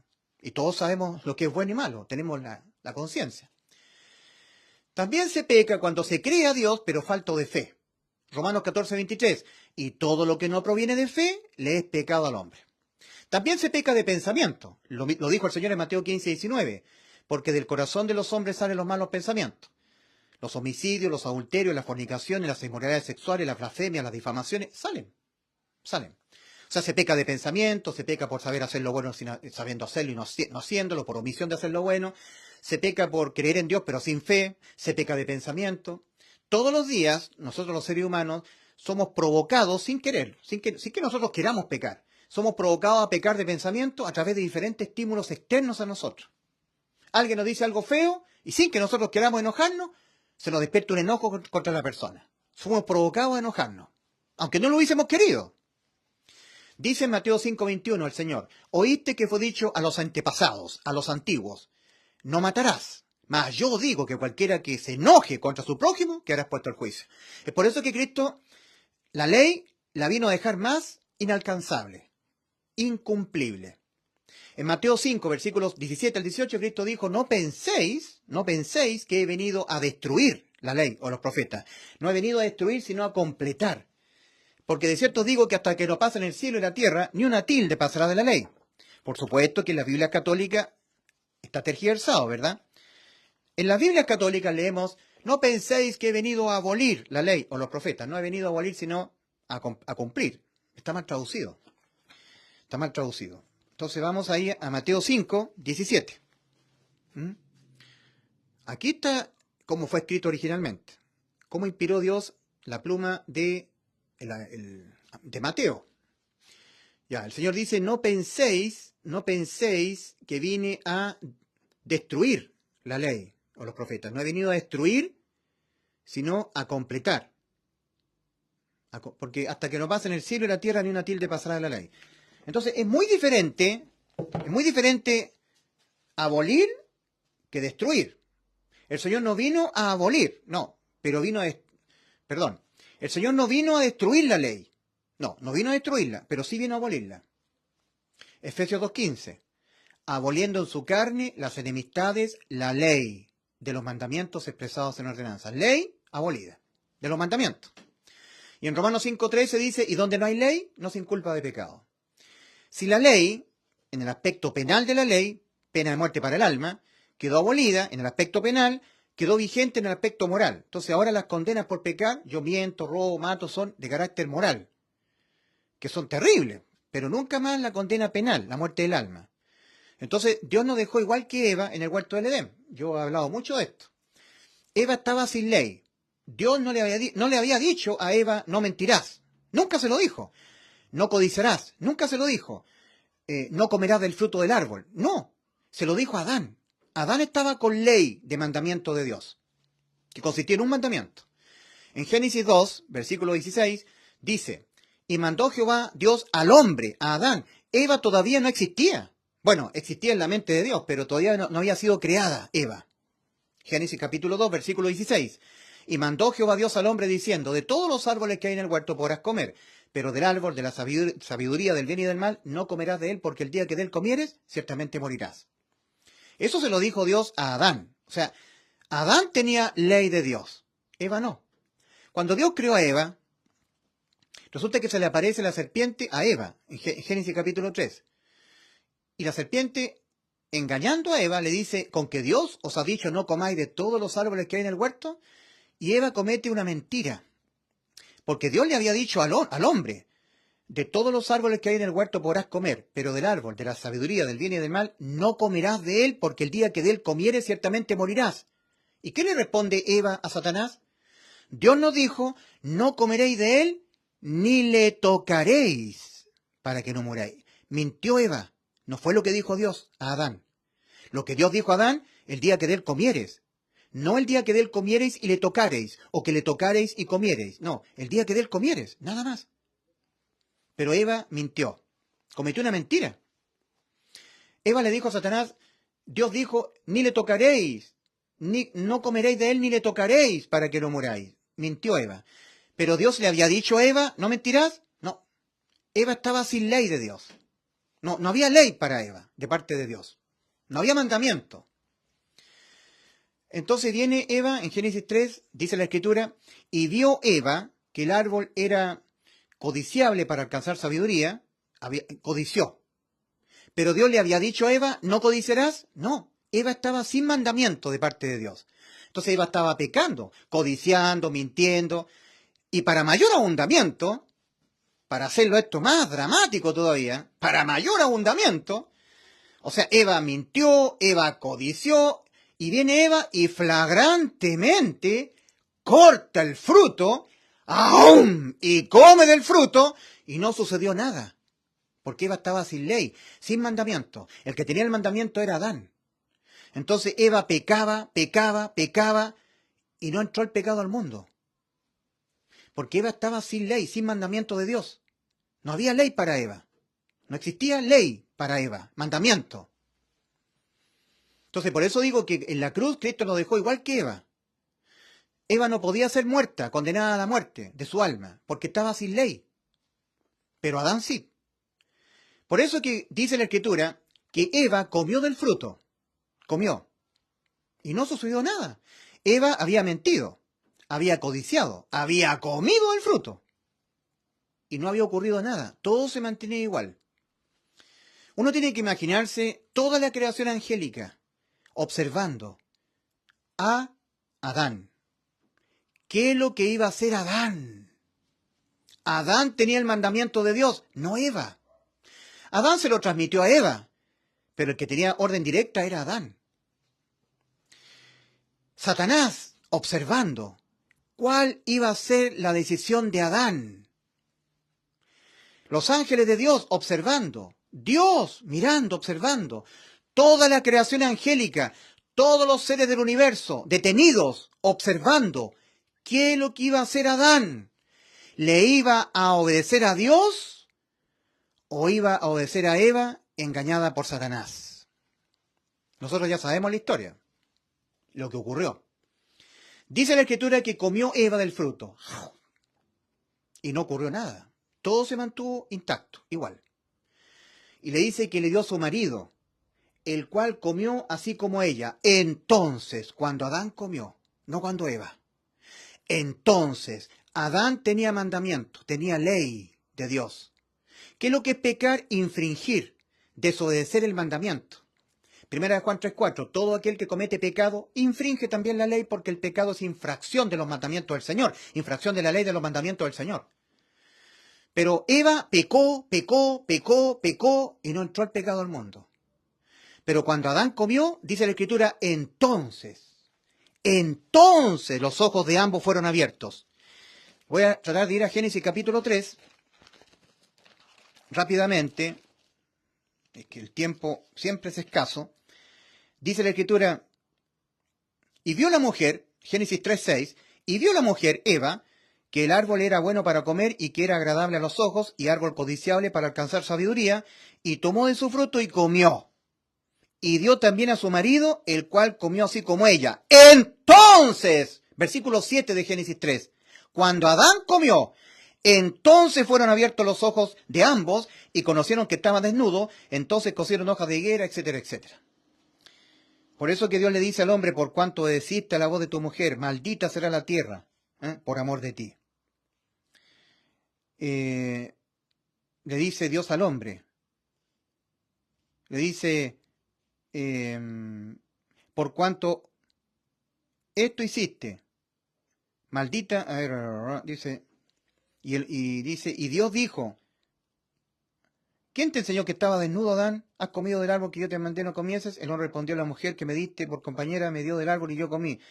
Bueno, en versículo 17 de Génesis capítulo 3, dice, y al hombre dijo Dios le dijo al hombre, por cuanto obedeciste a la voz de tu mujer y comiste del árbol que te mandé diciendo, no comerás de él, maldita será la tierra por causa de ti. Maldita será la tierra por tu causa, con dolor comerás de ella, etc. Ahí vino la maldición. O sea, Adán había caído, la caída del hombre, en corrupción. Había caído moralmente Adán, pero la tierra estaba santa, creación perfecta. Entonces Dios, para equilibrar, para que el hombre pudiera vivir equilibradamente, maldijo la creación, para ponerlo al mismo nivel del hombre caído en pecado. Miren qué amoroso es Dios, qué bueno es Dios. Imagínense un hombre caído en pecado, en corrupción, viviendo una vida, en un mundo maravilloso. Eso es sufrimiento por un hombre, sufrimiento. Entonces, maldita será la tierra por amor de ti, para que tú no sufras este desequilibrio. Dios maldijo a la tierra, para ponerlo al mismo nivel de un hombre caído en pecado, en inmoralidad, en corrupción.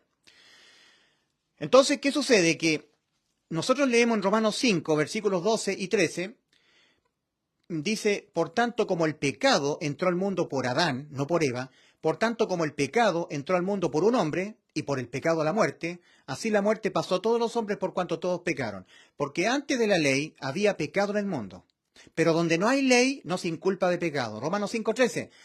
Cuando Cristo en la cruz fue cargado con todas nuestras desobediencias, todas nuestras infracciones de toda la humanidad, todas las mías, desde que yo nazco hasta que muero, todas las suyas, pagando todas las infracciones, dejando sin efecto que la ley siguiera vigente penalmente.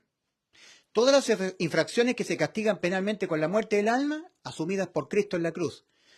Por eso es que nosotros leemos de Cristo, Cristo, Él mismo llevó nuestras desobediencias, nuestras infracciones a los mandamientos del Señor. O sea, pecar contra Dios es pecar contra su moral, ¿ya? Es pecar contra la moral de Dios, que está plasmada hasta cierto punto en los 10 mandamientos. Por eso es que pecar contra Dios no solamente es cuando se infringen los 10 mandamientos. Por eso que cuando Cristo vino al mundo, vino a completar la ley para dejarla mucho más inalcanzable para el hombre. Para que el hombre tuviera una ley mucho más inalcanzable de poderla cumplir. La vino a completar, no a destruir. Porque la ley tiene un propósito, que el hombre conozca que en él hay incapacidad para poder cumplir los mandamientos del Señor, y lo va a tener esa incapacidad toda su vida terrenal. Romanos 3:20, ya que por las obras de la ley ningún ser humano será justificado delante de él, porque por medio de la ley es el conocimiento del pecado.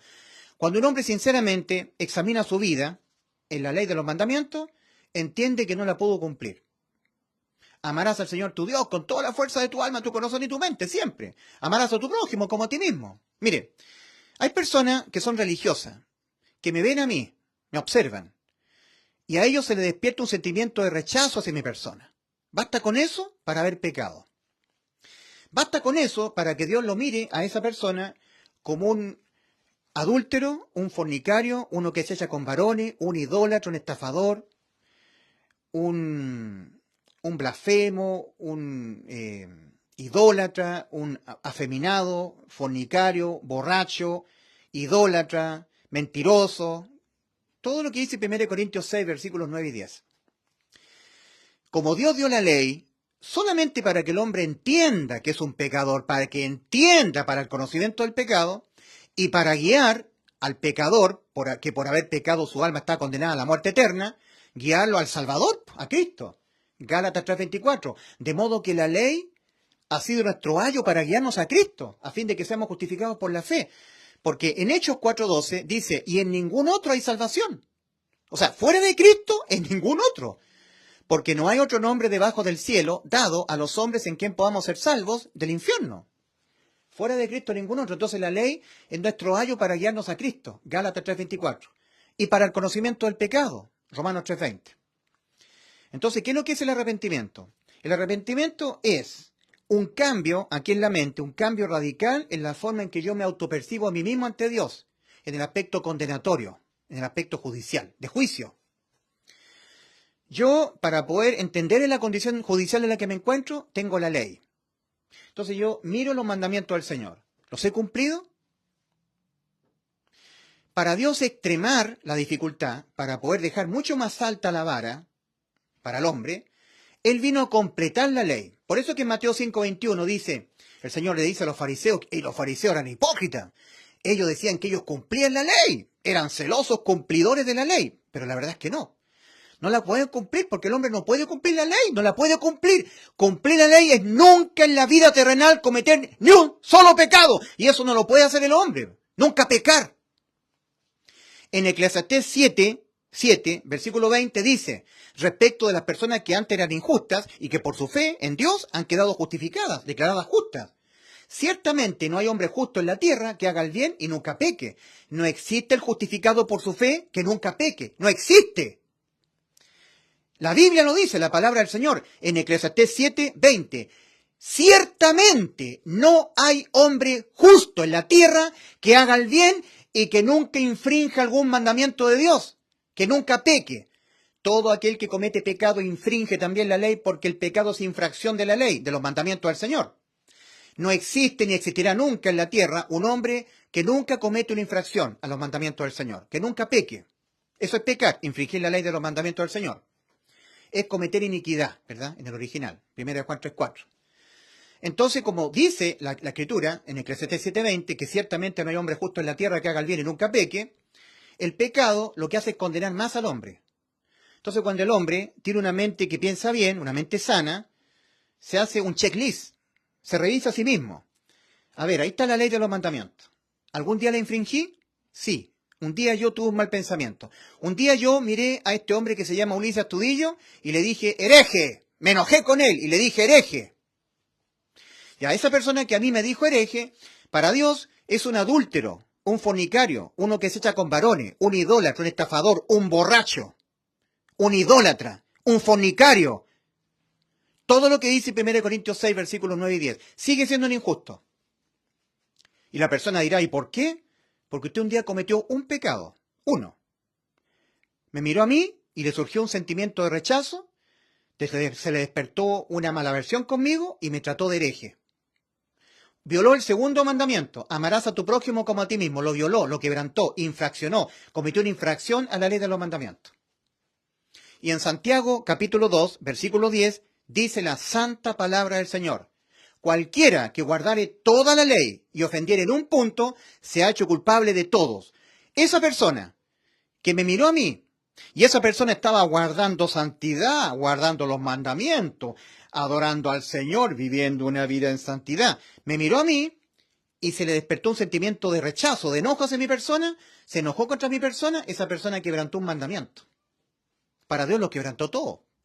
Cualquiera que guardare toda la ley y ofendiere en un punto se ha hecho culpable de todo. Entonces, ante los ojos de Dios, esa persona, guardando los mandamientos, viviendo una vida en santidad, un día me miró a mí, me observó a mí, y se despertó un sentimiento de rechazo hacia mi persona, y enojado me trató de hereje, me trató de mal, dijo mal de mí, mal dijo mal, como él maldijo a la persona respecto de mí, me dijo mal a mí, dijo algo malo de mí, no dijo algo bueno de mí, dijo algo malo, mal dijo de mí, maldijo.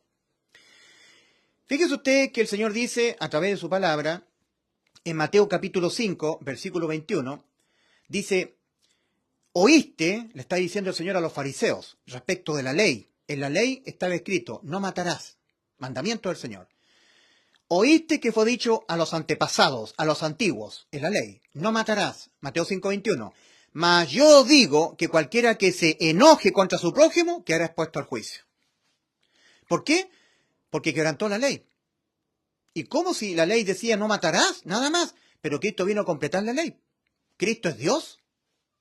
Cristo, con su dedo, escribió en las tablas de la ley para entregársela a Moisés los mandamientos.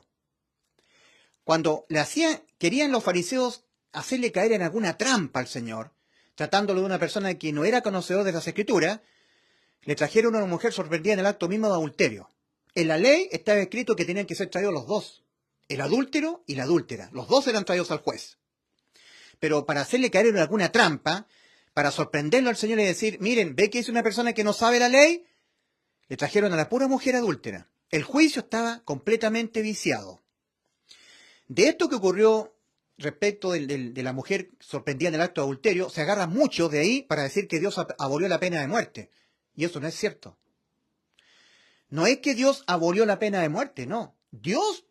Él estableció la pena de muerte. Lo que pasa es que en ese momento el juicio estaba viciado. No se habían reunido las condiciones para ejercer un juicio. Estaba viciado, estaba corrompido el juicio. Porque para hacerle caer en una falta al Señor, tratarlo de una persona ignorante en las leyes que Dios le dio a Moisés, Levítico, que tenían que los adúlteros ser traídos, el adúltero y la adúltera, los dos. Entonces, para hacerlo caer en trampa, le trajeron a la adúltera. Y le dijeron: esta mujer fue sorprendida en el acto mismo de adulterio. ¿Qué dices tú? Moisés mandó apedrear. Sí, pero Moisés, siguiendo las instrucciones de Dios, mandó que fuera traído el hombre, el adúltero y la adúltera. Los dos serán traídos a juicio. Pero ellos querían hacer caer en alguna trampa al Señor, para que Dios dijera: apedréelo. No, no apedreen. Eres una persona ignorante en la Escritura. La ley de Moisés dice que los dos tenían que ser traídos a juicio. ¿Eres una persona ve que no sabe? ¿Ve que no sabe la ley? Querían hacerle inculpar al Señor de ignorante en la ley. ¿Y qué es lo que hacía el Señor? Estaba escribiendo en tierra. ¿Y por qué escribía con su dedo en tierra? Porque fue Él, Dios, antes de encarnarse, el que en el monte Sinaí escribió las tablas de la ley con el dedo de Dios. Y dice la Escritura en 2 Corintios 5:19 que Dios estaba en Cristo, reconciliando consigo al mundo. Dios en Cristo, Dios encarnado en Cristo, Dios Hijo. El mismo que escribió las tablas de la ley que se le entregó a Moisés en el monte Sinaí para Israel con su dedo. Ese dedo estaba escribiendo en tierra. Bueno, entonces resulta que el Señor le está diciendo a los fariseos en Mateo 5:27, oíste que fue dicho en la ley: no cometerás adulterio. Mas yo os digo, ahí Cristo está completando la ley, la está poniendo mucho más inalcanzable. Ya la ley era inalcanzable para la moral humana. Porque Dios está diciendo inicialmente, en los mandamientos, no matarás. Ok, entonces una persona podría decir: yo no he matado a nadie, estoy cumpliendo la ley. Pero Cristo la vino a completar, la vino a poner más inalcanzable, le vino a subir el ya alto estándar de exigencia moral, que era para Dios ya, para el hombre ya era inalcanzable, la vino a dejar mucho más inalcanzable, ¿Por qué? Porque la ley no fue dada para salvar al hombre, fue dada para condenar al hombre, para que el hombre entendiera que está condenado, necesitado de un salvador de su condena. Que alguien le salve la condena por pecar, por infringir la ley. La ley fue dada para el conocimiento del pecado, Romanos 3:20, y para guiar al condenado a Cristo. Porque Cristo es el salvador de los condenados, de los infractores. Entonces la ley tiene dos propósitos al menos. Primero, el conocimiento del pecado. Es como un espejo.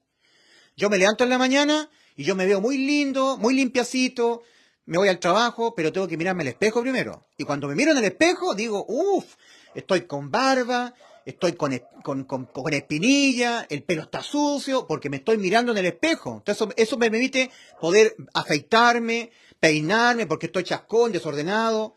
¿Me entienden? El espejo que me permite verme a mí mismo. Entonces la ley fue dada como un espejo moral. Las altas exigencias que Dios manda al hombre cumplirlas, que para el hombre son inalcanzables de cumplir, en un 100%. Y para poder cumplir la ley hay que cumplir en un 100%, porque basta que yo infrinja un mandamiento para infringirlos todos ante los ojos de Dios. Para que ante los ojos de Dios yo aparezca como una persona que los incumplió todos. Santiago capítulo 2, versículo 10. Cualquiera que guardare toda la ley, toda, se mantuviere siempre no matando, nunca cometiendo fornicación, nunca cometiendo adulterio, pero un día mintió. Para Dios, esa persona es un fornicario, un adúltero, un afeminado, un borracho que se comparó. Sigue siendo injusto. Sigue siendo un injusto. En Romanos 3:10 dice, como está escrito, no hay justo ni a uno. Y si usted no es justo, es un injusto. Y los injustos no heredan el reino de Dios. Y para que el hombre se vea en la condición en la que está, moralmente caído, que no puede tener la moral de Dios, porque la moral de Dios está plasmada parcialmente en los 10 mandamientos. Pero pecar contra la moral de Dios no solamente es cuando se infringen los 10 mandamientos. Por eso que el Señor mismo dice, del corazón de los hombres salen los malos pensamientos.